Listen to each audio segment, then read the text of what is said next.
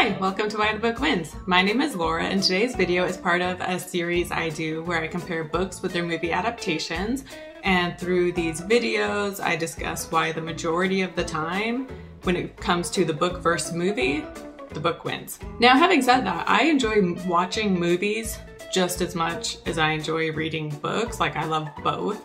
So I do give unbiased reviews of both book and movie, I think, for the most part. I also wanted to let you know that this is available as a podcast. And so these tend to be about 30 minutes long, but especially for ones that go over that, if it just works better for you to listen to it as a podcast, they are available. So just search Why the Book Wins in whatever podcasting platform you use. I will also link to them down below for Spotify and Google Podcast. For Spotify and Apple Podcasts, because those are the ones most people use. So yeah, if you would rather do that, those are available too. And before we get into this video, I do want to say that there will be spoilers for both the book and the movie. So if you plan on reading the book or watching the movie and do not want it spoiled, then go do that first and then come back and watch this video. Without further ado, let's get right into today's video. Hi, welcome back to Why the Book Wins. My name is Laura, and today we are here to talk about the book Horseman Pass By, which was written by Larry McMurtry, published in 1961.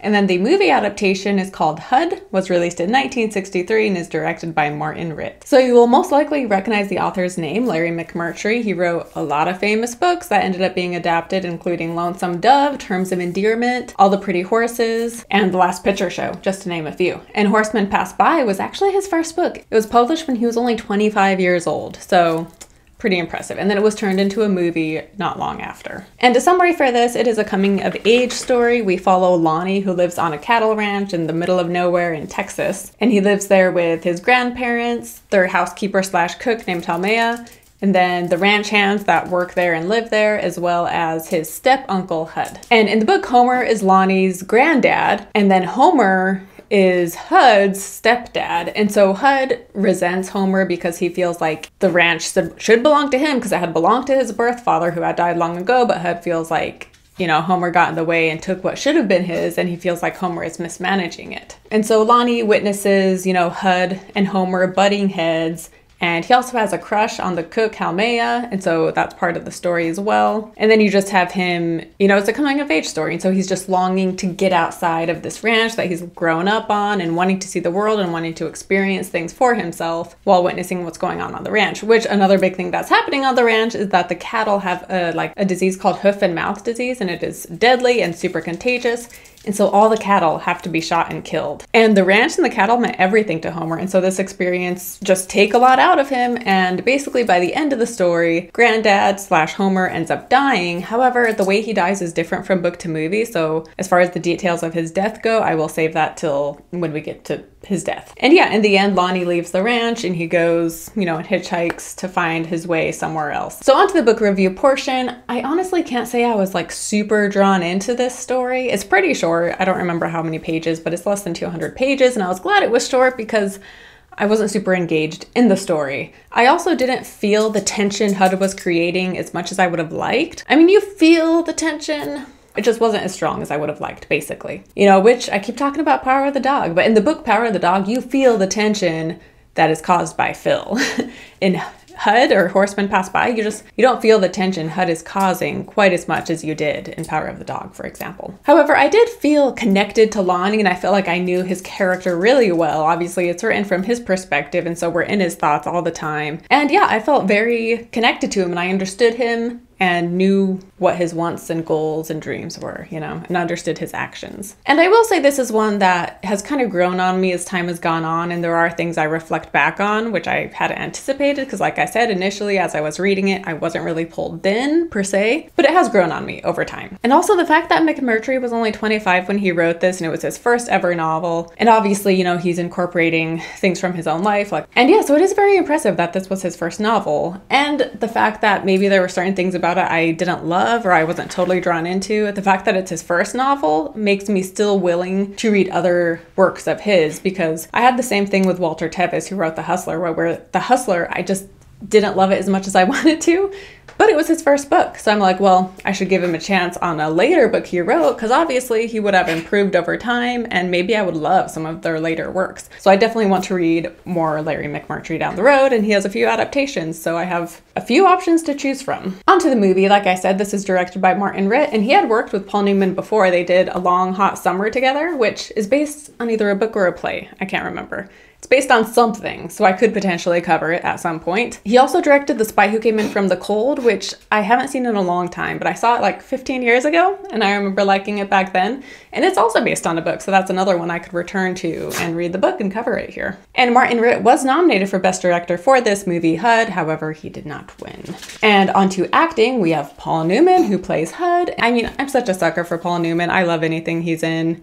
I mean, I love his acting, at least in anything he's in. He never gives a bad performance, and he is great as this very unlikable, unsympathetic character of Hud. By the way, if you want to hear me talk about other Paul Newman stuff, like I just mentioned The Hustler, that is a Paul Newman movie that I have covered, book first movie, and then I have also covered Cool Hand Luke. I will be covering Color of Money at some point, and he has a number of movies that are based on adaptations, and because I'm such a huge fan of Paul Newman, this is not the last you will be hearing me talk about him. Moving on, we have Melvin Douglas, who plays Homer, the granddad, and he won an Oscar for his role in this, which initially I was surprised by, but then I was like, you know what, actually, as I'm thinking back on the movie, that makes sense, because he has a lot of great scenes and a lot of strong, powerful dialogue, which, by the way, they rehearsed for this movie for like 3 weeks before shooting, which is very unusual for a film.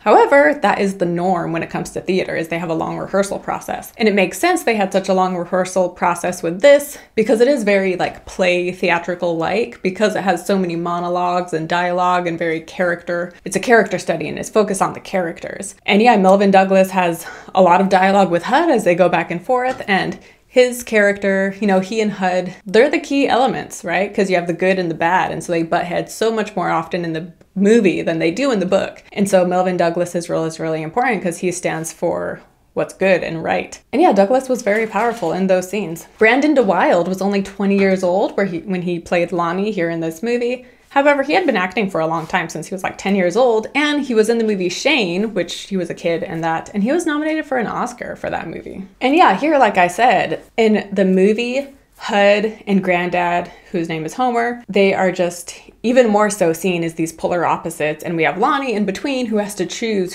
who he wants to become like. Does he want to become someone like Hud, or does he want to become someone like Homer, who is more honest and is a good person? And Brandon DeWild really captures that, where it's someone who's trying to figure out who they are. And, you know, it shows him going out with Hud and drinking, which was not in the book, by the way. He never, like, goes out and drinks with Hud, and it never shows them really bonding. He had other friends he would go to town with and drink, but he never went out with Hud.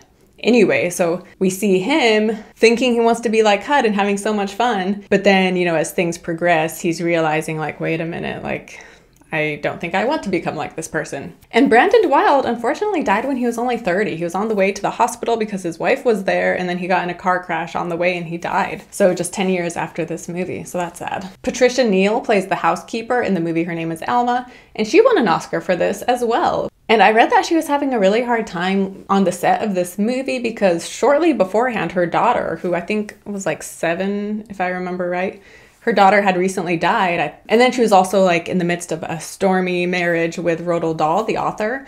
And so she was just having a hard time when she was filming this movie. However, she gives a great performance as the housekeeper who, you know, the housekeeper in book and movie kind of has attitude and is kind of, you know, she's fun and has attitude, but is good at her job and is a hard worker and is someone that Lonnie really bonds with and can open up with. But another story about Patricia Neal I wanted to share, where when they first were starting rehearsals, they were at the hotel where the actors were staying, and she was with Paul Newman, like at the pool or something, and she was trying to open up to him about dealing with the death of her daughter. And so she's talking to him, unknown to her. Paul Newman, though, was just already so much in character as Hud that when she finished talking about the death of her daughter, he simply replied saying, "Tough," and then he walked off, and she was kind of like, what the heck? She later realized that he was in character of Hud, though, and in the end, you know, when all is said and done, she said she had a really great experience filming alongside Paul Newman and alongside Martin Ritt. She said that he was a great director to work for. So to talk about Alma / Halmea, in the book, she is a black woman, so that's a change right there, and her name is Halmea, whereas in the movie, she's a white woman named Alma.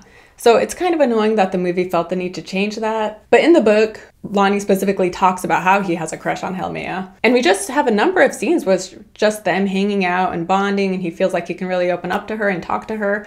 And there's also another ranch hand, Jesse, who is in much more of the book. And we see the three of them just kind of hanging out and really connecting and playing checkers and just chatting. And yeah, lots of scenes like that really helped you feel their connection that they had. And especially the reason why Lonnie had a crush on her too. In the movie, we see the bond he has with Alma, but I think in the book, it was just more obvious because one, like I said, there were more scenes between the two of them, but also because we're in Lonnie's head. And so we can hear what he's thinking about her. And so you just got a better feel for it in the book. However, the movie does do a good job portraying the fact that, you can see that Lonnie really likes Alma and that he respects her. And in both book and movie, Hud attempts to rape Alma/Halmea. And in the book, Jesse and Lonnie both come out to where she lives and they stop him, and Lonnie even has a gun and he thinks about shooting Hud, but instead he shoots the wall above Hud's head, and so they get Hud away. And then the next morning Halmea says that she is going to be quitting and that she needs a ride into town, and so Lonnie drops her off. And then later in the book, time has passed and he goes into town to see her. However, she has since moved on to a different city. In the movie, only Lonnie comes in and he stops Hud. And then the next day, Alma is packing and Lonnie drives her to a bus station and he drops her off and they have, a heartfelt goodbye. And so Lonnie drops her off then and he leaves. And then while Alma is waiting at the bus stop, Hud happens to be in town. And so he walks past the bus stop and he sees her and he stops and they go up and talk. And he apologizes basically for getting rough with her. And then she responds being like, oh, well, if you hadn't been rough about it, then, I would have been down to have sex with you if you weren't rough about it, basically. In that scene, I was like, what the heck? Clearly a sign of the times, because I do not think a scene like that would fly in today's day and age, thankfully, because the scene was just so ridiculous, as if it's okay what Hud did. And I'm assuming that, along with the change at the end we'll get to, I'm assuming the movie was trying to make Hud more likable in a way, to redeem him for his bad decision. But yeah, I think it's another thing where it's just a sign of the times. This was filmed back in the 60s and they got away with a scene like that. But even with that scene, Hud is still not likable in book or movie. So if they were trying to make him more, I don't think he was supposed to be likable though. So honestly, I don't know what the point of that scene was. I thought it was very unnecessary and annoying. But also before all this, there's a scene in both book and movie where she's in the kitchen and he comes on to her, tries to feel her up, and in the movie, you can tell she's uncomfortable with it. And in the book, we don't see it happen directly, but Lonnie goes in the house after Hud has returned from being away for a while.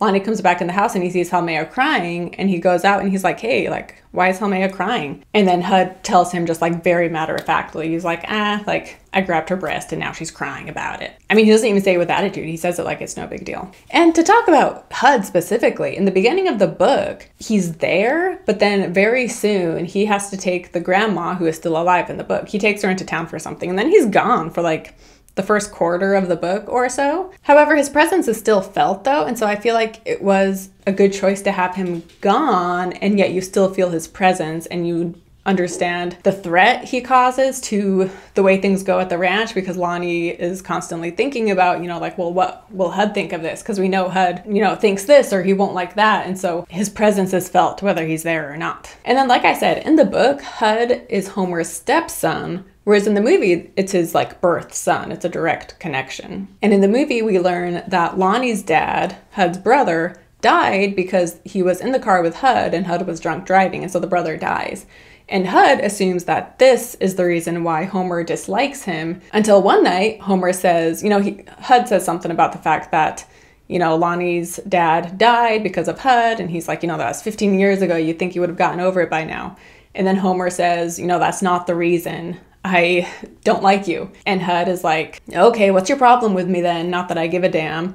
And then Homer says, that's it right there. It's because you don't give a damn. And then he goes on to say, you don't care about people, Hud. You don't give a damn about them. Oh, you got all the charm going for you and it makes the youngsters want to be like you. That's the shame of it, because you don't value anything. You don't respect anything. You keep no check on your appetite at all. You just live for yourself, and that makes you not fit to live with. And this part isn't in the book. Like I said, they butt heads more, and there's more confrontation, direct confrontation in the movie than there is in the book. But anyway, the end of the movie perfectly captures this attitude of Hud's of just not caring. As Lonnie is leaving and Hud is being left alone because everybody else has left him.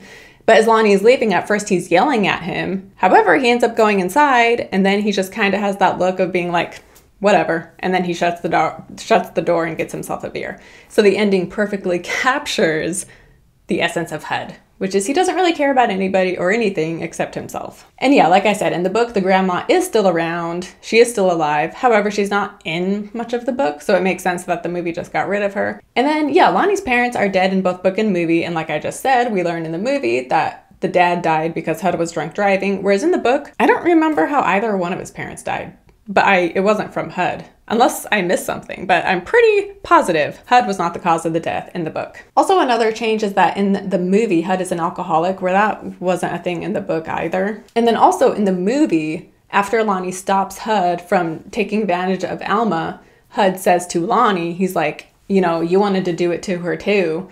And Lonnie admits, like, yeah, I did want to do it, but not like that. And in the book, we learn that this is the case. However, we learn it by hearing Lonnie's thoughts, and it's never a conversation he has with HUD. But the quote from the book reads, "I didn't want to do it mean like HUD did everything. And HUD would always do the thing he wanted to do, whether it hurt anybody or not. HUD just did what he intended to do." And so to talk about Granddad's death, Lonnie finds out that HUD is trying to talk to lawyers and find a way to finagle his way into owning the ranch and kicking Homer out. And so when Lonnie finds this out, he goes to tell Granddad about it and warn him and give him a heads up. However, when he does this in the book, Homer is kind of senile, and he doesn't really seem to take the threat seriously, and he doesn't seem to care. And he's also calling Lonnie by Lonnie's dad's name. So showing he is kind of senile and not really there in the moment. And then at the end of the story, Lonnie and HUD are driving separately, 2 separate cars, back from town into the ranch when they come across Granddad crawling in the dirt on the road. And so they stop and they see that he had been riding his horse and he fell. And again, he's seeming kind of senile, but he also could have hit his head from the fall and he's badly injured. And in the book, HUD is like, Lonnie, go chase a car down so we can take him to the hospital or whatever. And so Lonnie goes to try to find a car, but it's 2 a.m. and nobody's out driving. And then by the time he comes back to where HUD and Granddad are, he sees that Homer has shot Granddad and that he's dead. And Homer, he's very open about the fact that he shot Granddad and is unapologetic about it. And he's like, he was dying. What else was I supposed to do? And also in the book, HUD's girlfriend was with them, whereas in the movie, it's just HUD and Lonnie. But in the movie, so they come across Granddad in the street and they stop. And in the movie, HUD tells Lonnie, go get a car, call an ambulance. But then Homer is like, no, keep Lonnie here. And so Lonnie and HUD stay with Granddad while Granddad dies naturally. So that's a huge change, having HUD shoot Granddad. And everybody knows that HUD did that because he's not trying to hide it. But everybody knows that he's going to get away with it. There's going to be a trial, but they are like, oh, he's not going to be punished for it, though. And so just that aspect of the story is kind of crazy. And yeah, I wish the movie would have kept that the same. But again, is this another change they made to try to make HUD likable? But he's not. So yeah, anyway, so that was different. And then to talk about the title of the book, obviously the title of the movie, HUD, because it's about HUD, whereas the book is called Horseman Pass By. And so this comes from a poem by Yeats, and it's a lengthy poem, but the poem section that talks about the horseman reads, "Cast a cold eye on life, on death, horsemen pass by." And so basically the meaning of the phrase, as far as that poem goes, he's basically telling them horsemen pass by, meaning what are you looking at? Keep going. And so, but then in the book, there is a line after Granddad's funeral where Lonnie, in his thoughts, we read, "Then I went back outside and stood on the walk in front of the church house, looking at the grass, at the skim milk clouds, at those blue church house windows, thinking of the horseman that had passed." And this seems to mean, he's talking about Granddad, who is a horseman that has passed on because he has died. And that's a different interpretation from the poem, but I feel like both apply because a horseman has passed by, the dad dies or the granddad dies at the end of the story and he has a horseman that has passed on. But then the context of the poem being what are you looking at? Keep going.